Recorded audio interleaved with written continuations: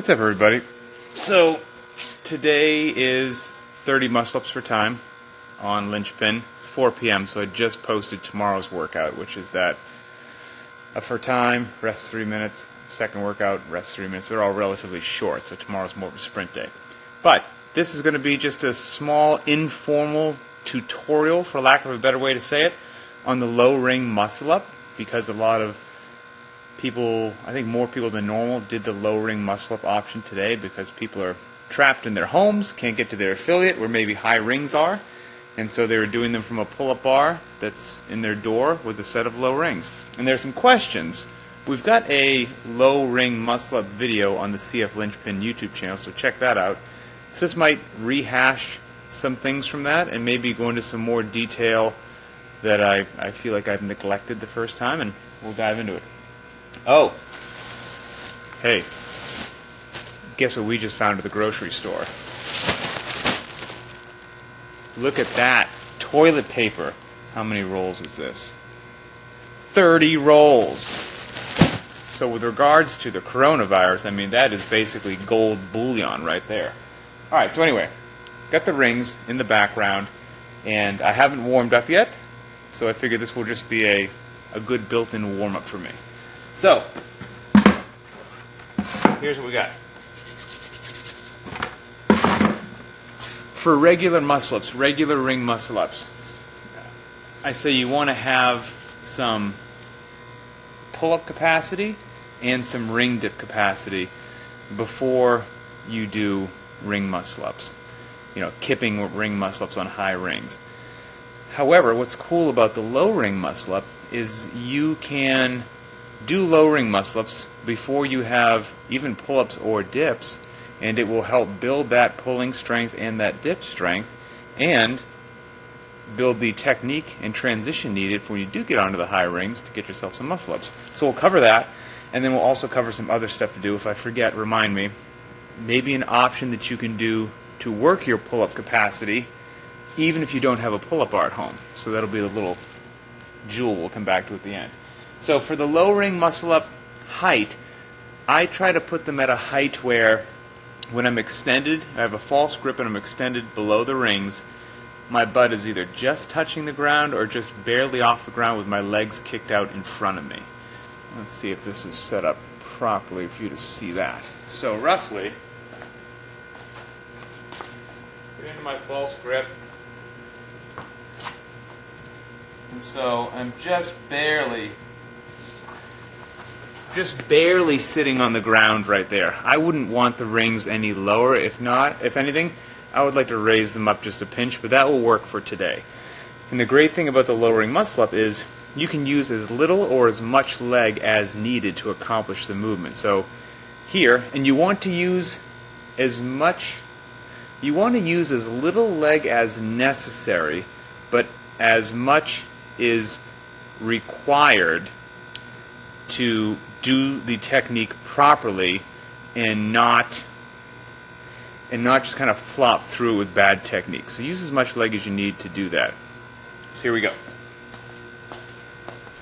So here it is with a plenty of leg assist. I can kind of get myself into a squat position almost, and then use as much leg as I need to pull the rings to my chest, get my head through. This isn't taxing because my feet are on the ground, and then I can either press into a dip or jump into the top of a dip right there. So obviously like that, if I am if I'm squatting below the rings, then you can use as much leg as you need to. So your question, how do you keep from having to jump into the ring dip? We've got to build up some ring dip strength, but I'll show you here in a sec if I'm understanding your question. So that's as much or as little leg as needed, right?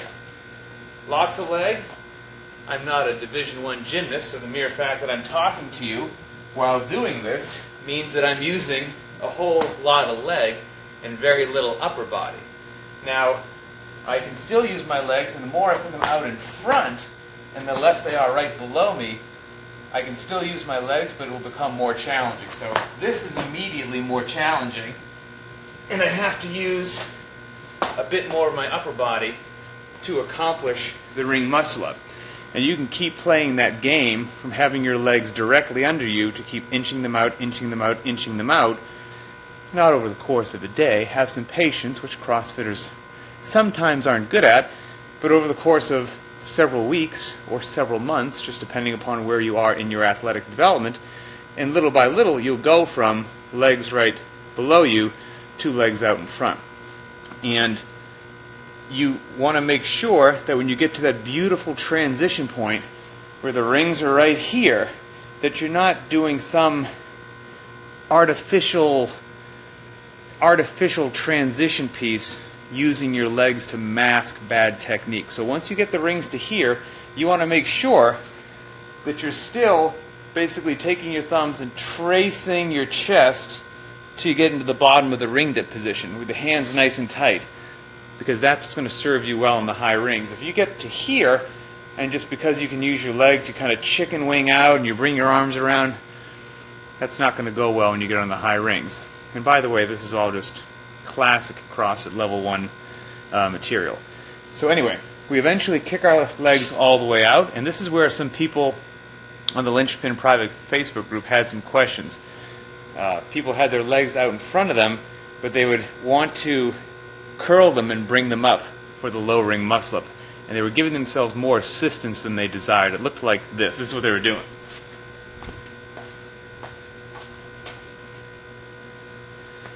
So they'd start off good to go, legs out in front, but then as they pulled up, they would kind of scoot their legs a bit and go up into it, which is a bit of an exaggeration. They weren't doing it to the degree that I just did right there.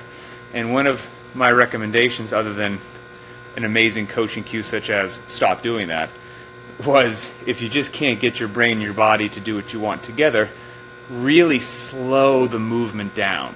This would be very unpleasant and very humbling, but it would be a great drill to keep your legs straight, to not use your legs, and it would develop some fantastic pulling power, because you're going to take some of the momentum out of it. Even with straight legs, when I pull quickly, you have a bit of momentum. So that pull that I just did right there, instead of it taking 1 second, try having it take like 7 seconds. I'll show you. So here's the normal one.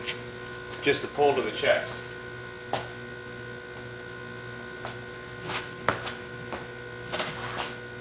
Here's a pull to the chest, right? So now do that same thing, but take much longer, and it will be very hard, but again, build some great strength.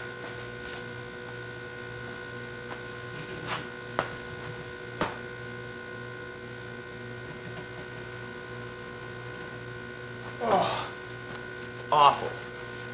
Absolutely awful and humbling. It makes me feel like I can't do a ring muscle up.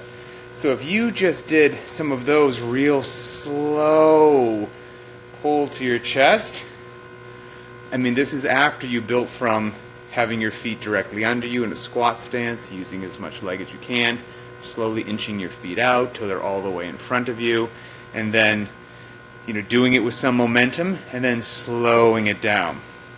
Rick, I see there, tempo work essentially. Yes, exactly, tempo work. And now then what you can do once you get to that point, like let's say you do that slow pull to here, well, then you're not going to do that slow pace through here, at least not initially. Then keep it there. You do a little isometric hold for a second or two.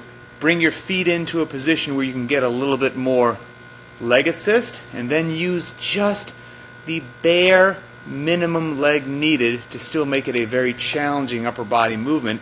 Then you're developing all that pulling strength, all of that control, without ever being more than a foot off the ground, which is a great thing to do. So it could look like this.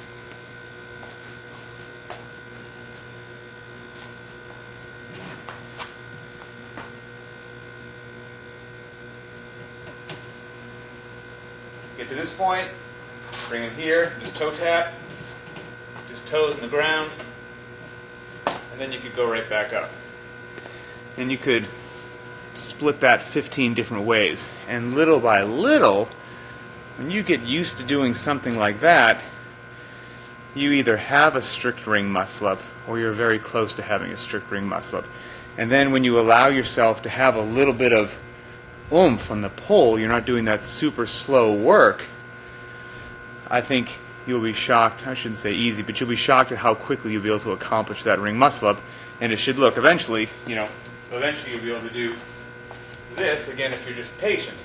If your false grip, go down, and the low ring muscle is just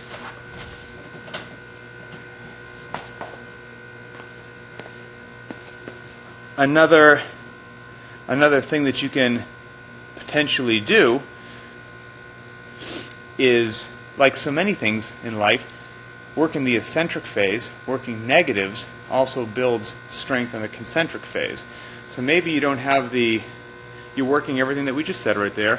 You're, of course, working your strict pull-ups, work your ring rows, work your transition piece, work your ring dips, work your push-ups, building your chest, tries, pecs, lats, the whole 9 yards. What was I just going to say? It's gone. Work the eccentric phase. So work the negative. You can't do a ring muscle up. Maybe you do a ring muscle down as slow as you can. And that will make you strong as well. So it could look like this.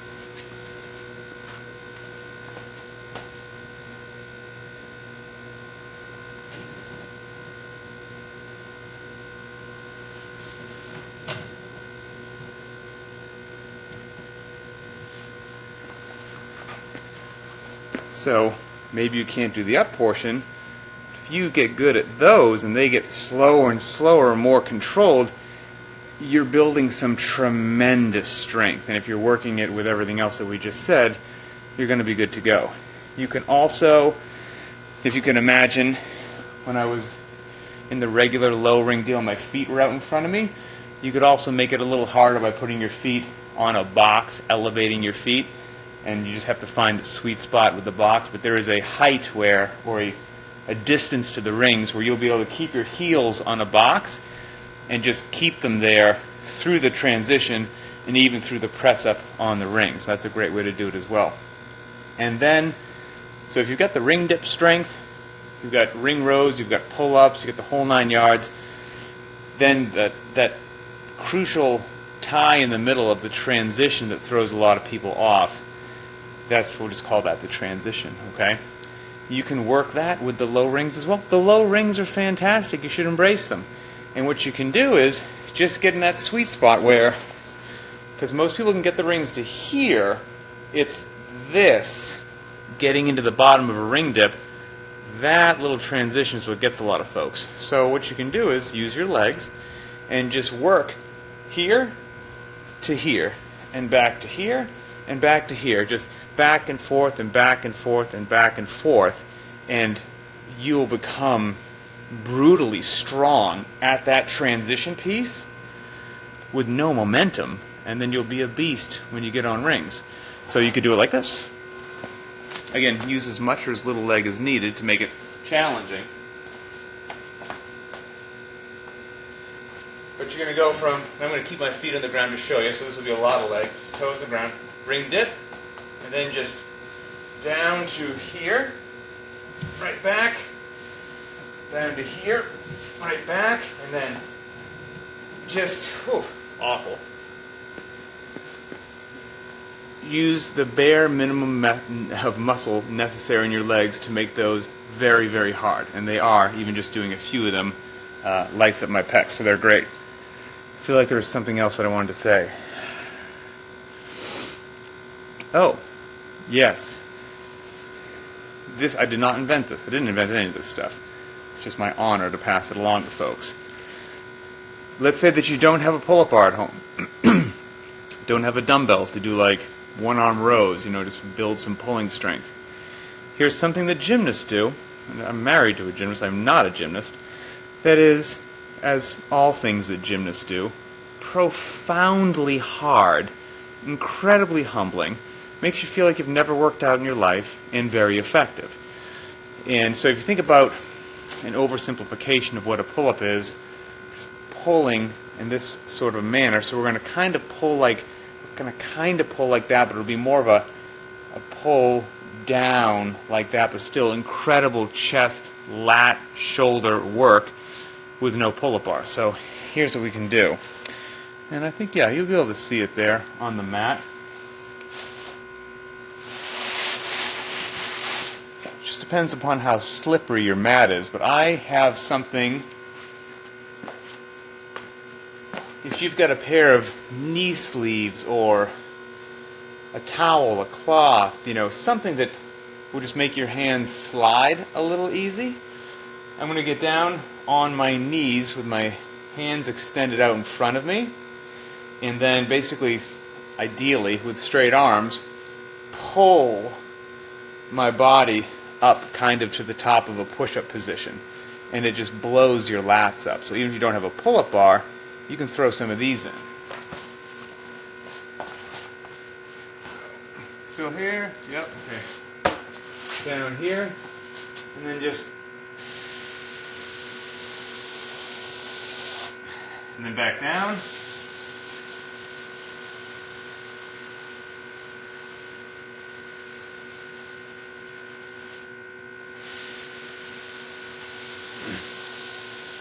Oh. Whew. I just did 2 of those. I feel like I'm going to die, and every organ in my body is going to collapse upon itself like a dying star and implode.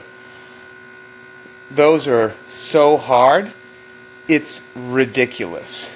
And obviously, I did them just kind of nice and slow. But you don't have a pull-up bar, you most likely have a floor, so use the floor. Find something to get your hands to slide a little bit on there, and then just do some of those. I don't know what we can call them. Tremendously hard things. Do some of those, and you will develop pulling power. Pull-up bar or not, you will come out of quarantine as a pull-up machine. So hopefully, from the low rings to ring rows, to dumbbell rows, to transition work, to eccentric work, to whatever the heck we're going to call those sadistic gymnast things, you'll be able to do something that helps you out, and with patience, you will get that ring muscle up. So that's that. Let's see. See if I missed anything here. I'm going to do the 30 low ring muscle ups for time right now, and when I don't do well, I'm going to blame all this movement that I just did on my time. Okay, no, I think everybody's doing okay. All right, I'm going to get out of here, do 30 low ring muscle ups, and that's it. Well, you can go back. A couple people saw they missed the movement. You can just go back. This will live for 24 hours, and I will probably take this and put it on the CF Linchpin YouTube channel as low ring muscle up tutorial part 2. So that's it. Have a good day. Talk to you later.